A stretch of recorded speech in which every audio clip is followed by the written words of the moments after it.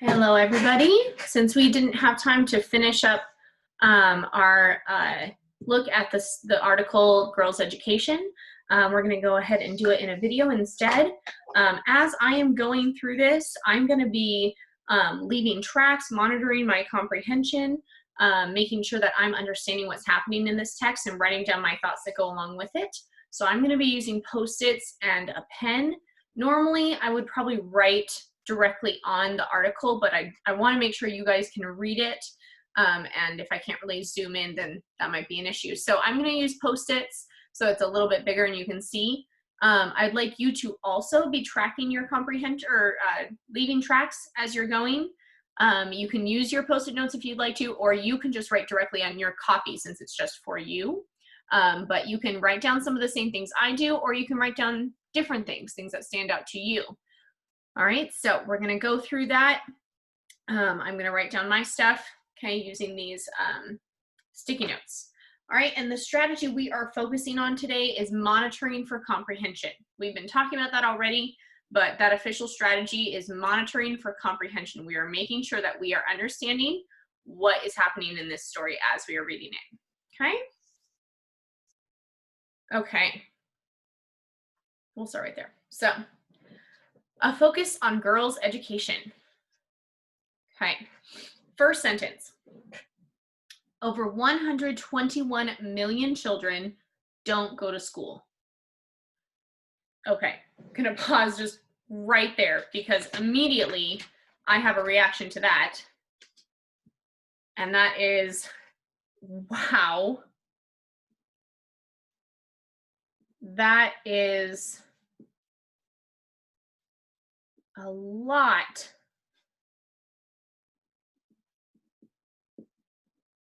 of kids to not go to school.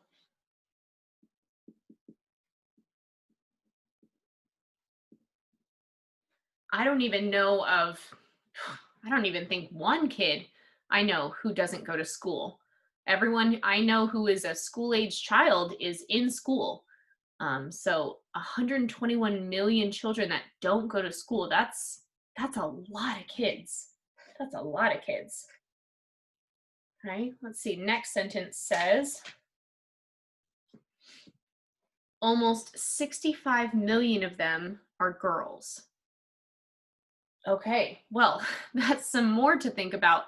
65 million, well, I know if, do a little math here. If I'm talking about 6 million, so I'm just going to round down a little bit, 6 times 2 is 12, okay? So 60 times 2 would be 120, and this is 121. So 60 would be half of 120. 65 million, that's more than half. So that means that more than half of the children who are not going to school are girls. So that's really interesting to me. So I'm going to ask, why do more boys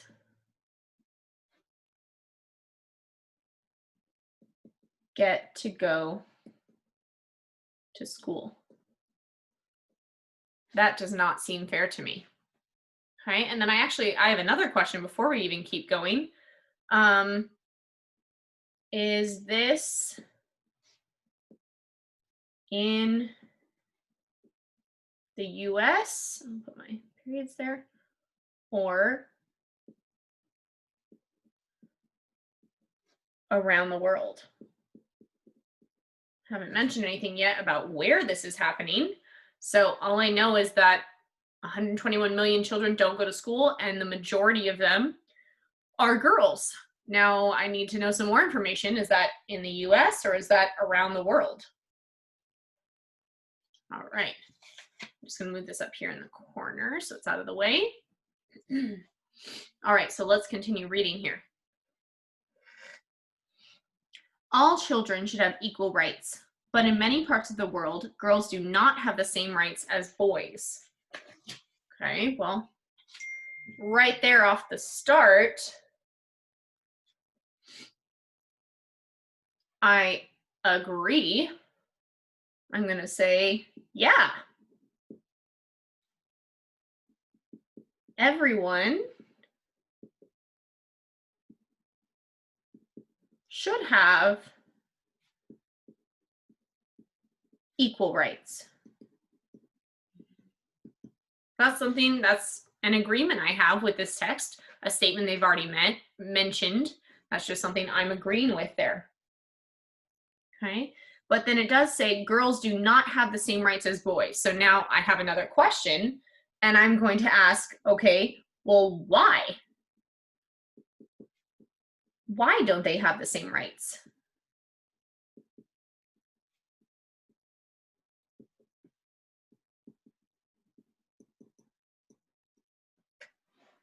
That doesn't seem fair to me. If it just said that everyone should have equal rights, why don't girls and boys have the same rights? Okay, well, let's keep reading. In Bangladesh, one of the poorest countries in the world, many girls receive smaller portions at meal times than their brothers. In some nations, such as Bolivia, girls often stay at home to care for younger brothers or sisters, do household chores, or work in the fields. In India, some families send only their sons to school, and schools in many African countries charge high prices, forcing poor families to choose which of their children will be educated. Okay, so I'm starting to get some ideas here of why they don't have the same rights in some of these places. So to me, based on that first paragraph, making sure you can see this, okay, it seems that the families send only the boys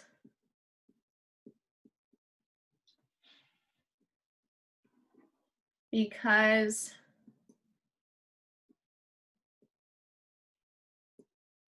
they can't afford to send the girls. So I'm also noticing that's different than the United States, because I know in the United States, from kindergarten through 12th grade, it's free for every child in the United States to go to school. Doesn't matter if they're a boy or a girl. But it seems like in these other countries, there's a difference there. So I'm actually going to write that down also. Let's see. This is different. Whoops, spelled that wrong. Sorry, guys. Different than school in the US. So that's a connection I'm making to the text because I know a little bit about school in the US because that's where I live and that's where I teach. I've never been to these particular countries, so I don't know as much about them, but I know that there's some differences from what they're telling me here to what I know. There's some definite differences in terms of what schooling looks like in these different countries. All right, well, let's keep going. And remember, friends, as we're going, if you have any additional thoughts, you can write them down right on your article, or you can put them on your own sticky notes so that you can track your thinking as well, okay? You don't have to copy down exactly what I'm having. You're welcome to write down your own thoughts also. All right, so let's keep going. 25 by 2005, UNICEF in action. Working to get more girls into schools, UNICEF started the 25 by 2005 program. It hopes to increase the number of girls in school in 25 countries by 2005. Okay, well, that's good. That makes me feel a little bit better because it looks like somebody's trying to help.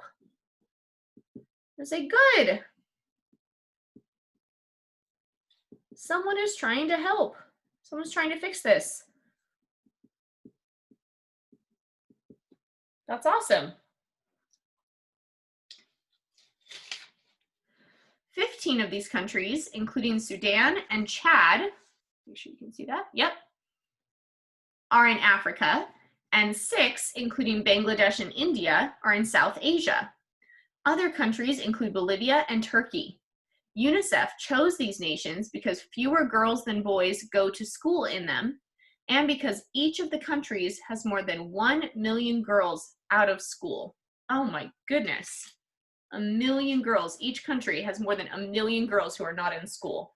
Well, that's crazy. I'm going to say more than 1 million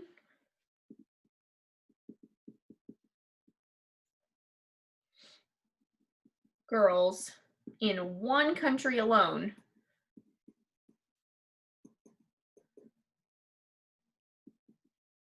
is way too many. That's a ton of people. I can't even completely fathom the number 1 million. I've never seen 1 million of anything in front of me. That's a huge number. So to think that 1 million girls in each one of these countries is not in school is really sad. That's really sad to think. Okay, let's keep going. In Bolivia, a mountainous South American country, many people live in rural areas where there are few schools. UNICEF is working to help build local schools so kids won't have to travel far. And to make schools more welcoming to girls, UNICEF is helping to make them clean and safe by building separate bathrooms for boys and girls. Okay, well, that sounds good. I'm thinking, I know this might be kind of funny having separate bathrooms, but if you think about if you're going on a road trip or something like that and you have to stop at a gas station and they have one of those bathrooms where anybody can go in and use it, it's usually not the cleanest. Usually you don't want to go in there. So having a clean and safe bathroom just for girls and a clean and safe bathroom just for boys would probably make both genders feel a little bit more comfortable. So, you know, thinking from my experience, when I had to share a bathroom with my sister and she would make it all dirty and gross, I wouldn't want to share a bathroom either.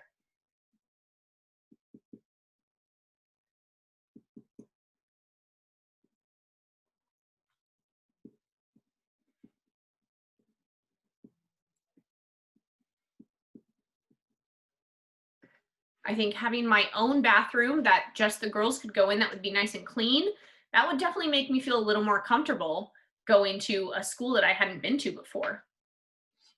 Okay, let's keep going. To teach children and adults in Bangladesh that boys and girls have equal rights, UNICEF is using a popular cartoon character named Mina. Over 6.3 million school children read about her adventures or see her on television every day. Mina's message: boys and girls can do the same things. People are starting to listen and to pay attention to that simple message. And that's good news for everyone. Okay. Well, I have one more thing I want to add here. It's actually exactly what they said in the text. I'm gonna underline it and I'm gonna write it down because I agree with this. I have the same thought. I think that boys and girls can do the same thing.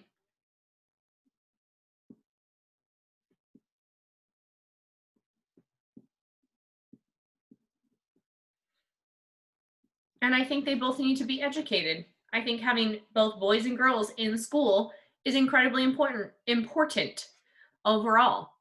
So those are some of my thoughts from this story. We're just reading the front part. If you want to go over the back part on your own, you can. I talk about it a bit in the text features video, so you can read a bit more of that in the text features part. Okay. Other than that, go ahead and add at least one of your own thoughts. You can write it on your article or you can put it on a sticky note, but I'd like you to write at least one thought that you had during this article, okay? A connection, a question, anything like that, okay? And go ahead and write that down. All right, we'll talk about this at our small group tomorrow. Thanks, everybody.